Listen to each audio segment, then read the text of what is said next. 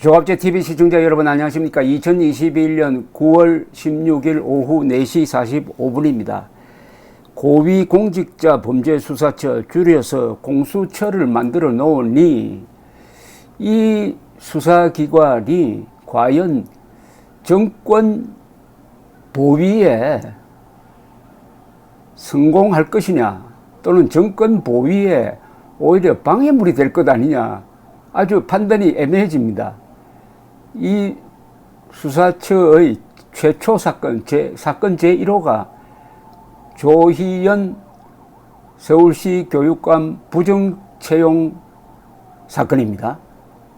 그런데 요사이 윤석열 씨에 대한 고발을 받아가지고 윤석열을 피의자로 전환해가지고 조사를 한다고 하니까 그때부터 역풍이 불어가지고 고위공직자 수사처가 이게 정권 수호기관이냐 아니면 벌써 대선에 개입했느냐 하고 비판을 받고 있는데, 그 수사는 사실은 결론적으로 이야기하면 아무리 고위공직자 수사처가 무슨 고문을 할 수도 없고 미행을 할 수도 없고 도청을 할 수도 없는 기관이니까 이 수사는 아무 결실 없이 나올 것이 분명합니다. 그런데 그 뒤에 잇따라 폭로가 나오는 바람에 박지원 국정원장이 국정원법 위반으로 또 야당에 의해서 고발되었습니다. 요거는 수사를 하면 뭐가 나올지 모릅니다.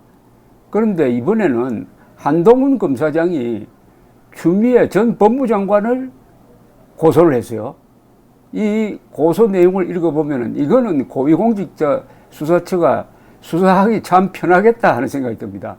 이거는 아마 상당히 그 결과가 추미애 씨한테 굉장히 심각할 것이다. 그러니까 고위공직자 수사처를 만들어서 정권 보위를 한다는 목적으로 만들었지만은 결국은 누가 비리가 많느냐, 공무원 집단 또는 공무원 출신 중에서 비위가 많은 쪽이 결국 불리해지는 겁니다. 아무래도 정권을 가진 사람이 비위가 많게 되죠.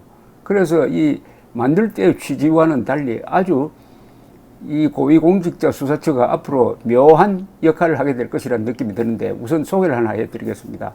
한동훈 검사장은 아주 엘리트 검사인데 이 사람한테 추미애 씨가 잘못 걸려든 것 같아요.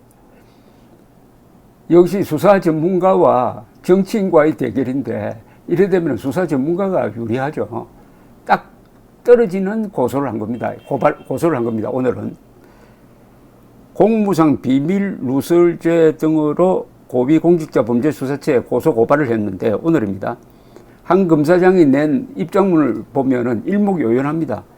추미애 전 법무장관이 지난 3일 SNS 등에서 법무장관 재직 중 공무상 알게 된 비밀인 감찰 자료와 통신비밀보호법상 공개가 금지된 통신비밀 등을 불법 누설하고 제가 소위 고발장 문제에 관여했다는 등 터무니없는 허위사실을 유포한 혐의 등으로 오늘 추 전 장관을 공수처에 고발했다고 했습니다. 이것은 왜 발단이 뭐냐면은 추 전 장관은 지난 3일 자신의 페이스북에 고발 사주 의혹이 윤석열 전 검찰총장과 한동훈 검사장의 모의 기획일 것 같다라면서 작년 말 법무부의 윤 전 총장 징계 자료 원문을 올렸습니다. 여기에는 윤 전 총장과 한동훈 검사장 사이의 전화 통화 횟수, 주고받은 카카오톡 메시지 횟수, 그리고 한 검사장이 다른 검찰 간부 등과 연락한 횟수 등이 자료로 담겨 있었습니다. 그간 법무부의 윤 전 총장 징계 자료는 언론에 공개된 적이 없습니다. 추미애 전 장관은 위법 문제가 제기되자 금세 징계 자료 사진들을 삭제를 했지만은 한동훈 검사장이 딱 캡처를 해놨다 이거죠. 한 검사장은 추미애 씨가 불법이라는 지적을 받고도 SNS에 첨부한 불법 자료 사진 일부만을 삭제하고 불법 자료 사진을 인용한 본문은 지금도 그대로 두고 있다. 이후에도 유사한 허위 주장을 멈추지 않고 있으므로 피해자로서 피해를 줄이기 위해 고소 고발을 하게 되었다. 관할 규정 등을 감안하여 공수처에 고소 고발한 것이라고 했습니다. 한동훈 검사장은 고소 고발한 죄명은 공무상 비밀 누설죄, 법정형이 2년 이하 징역으로 되어 있습니다. 통신비밀보호법 위반죄, 법정형은 5년 이하 징역입니다. 허위사실 유포 명예훼손죄, 이거는 법정 7년 이하 징역이네요. 추미애 씨가 SNS 첨부 불법 자료 사진 일부를 스스로 삭제하기 전후의 SNS 캡처 등을 증거로 제출했다고 했습니다. 한 검사장은 아울러 추미애 씨의 범죄에 가담한 전현직 공무원들과 추미애 씨가 누설한 통신비밀을 적극 유포한 사람들, 추미애 씨가 말한 허위사실을 적극 전파한 사람들도 함께 고소고발했다. 아주 앞뒤 딱 규모를 갖춰가지고 그렇습니다. 특히 이 부분, 추미애 씨의 범죄에 가담한 전현직 공무원들이라는 것은 이 자료를 추미애 씨한테 제공한 사람이 누구냐 하는 거죠. 이건 뭐 변명의 여지가 보이지 않을 정도로 딱 걸려들었습니다. 이 추미애 씨는 지난 4월 3일 페이스북을 통해서 이번 사건은 윤석열 고발 사주 의혹이라고 하다가 요사이는 윤석열이 빠져버렸습니다. 고발 사주 의혹이라고 하다가, 왜냐하면 윤석열과 관계됐다는 게 전혀 나오지 않으니까 우선 윤석열을 영영대는 완전히 실패했습니다. 또 이게 성격이 바뀌어가지고 박지원 게이트라고 하다가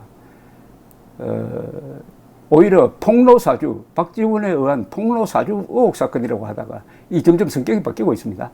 그런데 추미애 씨는 지난 3일 페이스북을 통해서 이 사건은 윤석열과 한동훈이 모의 기획한 것으로 추정된다라고 했습니다. 한동훈을 왜 여기 끌고 들어갔는지 전혀 한동훈이 나오지 않습니다. 왜 이렇게 공상을 했는지 그때부터 참 이상하다. 그때 이미 이 한동훈 검사장이 입장문을 냈어요. 그때 6월 3일 깃털만큼의 근거도 없이 스토킹 하듯이 허위 사실로 어떻게든 저를 엮어보려고 한다. 깃털만큼의 근거도 없이 스토킹 하듯이. 지금 추미애 씨가 이 법무장관을 그만두고는 완전히 선동가로의 본연의 모습으로 그냥 돌아가 버리고 말았습니다. 그런데 아주 위험천만한 일을 한 거죠. 공개되어서는 안 될 문서를 공개하고, 그게 보면은 한동훈과 윤석열 씨 부인 사이에 몇 차례 전화 메시지가 오고 갔다는 그 횟수까지 다 적어 놨는데, 한동훈 씨의 설명이라고 하면은 그때 내가 중요한 사건, 조국 비롯해가지고 중요한 수사를 얼마나 많이 맡고 있었는데 수시로 윤석열 총장과 연락이 안 되면 그 부인에게 연락하고 한 건데, 그게 무슨 업무인 것처럼 그 횟수를 올려놓았다. 자, 이게 이제 어떻게, 이거는 수사를 안 할 수도 없고, 수사하면은 아주 기소 유죄로 갈 가능성이 농후한 사건이 되어 버렸습니다. 한동훈 대 추미애의 대결은 정확성을 무기로 하는 수사 전문가와 정치적 선동에 능한 사람의 대결인데, 그 승패는 이미 결정되어 있습니다. 그리고 이 한동훈 검사의 실력은 요사이 법정에서 확인되고 있습니다. 한동훈 씨가 지휘해가지고 한 조국 수사는 재판에 넘어가서 거의 예외 없이 기소한 내용대로 다 유죄가 선고되고 있습니다. 이것은 수사를, 산 권력에 대한 수사를 정확하게 했다는 거죠. 그런 사람과 선동에 능할 뿐 사실에는 아주 약한 추미애의 대결, 앞으로 볼만하겠습니다. 감사합니다.